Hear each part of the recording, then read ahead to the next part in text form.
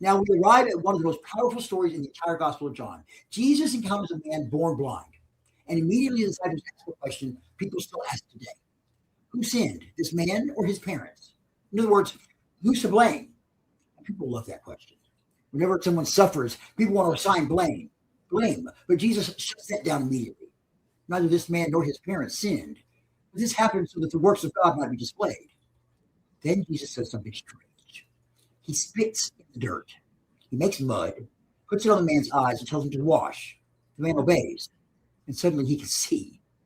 But that miracle creates a massive problem because the religious authorities cannot accept it. Why?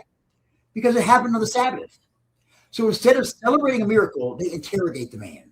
They question his parents. They threaten him. And finally, they throw him out. Why? Because the miracle doesn't fit their theology. And that leads to the most ironic moment in the whole story.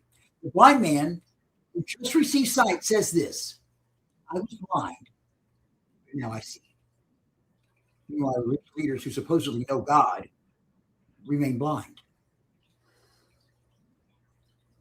Here's why the story becomes uncomfortable for church people. Because the villains in the story aren't atheists. They're religious experts. They knew Scripture. They knew the rules. They had authority, but they missed God completely. Why? Because they were more committed to being right than seeing the truth. And that still happens today. Religious blindness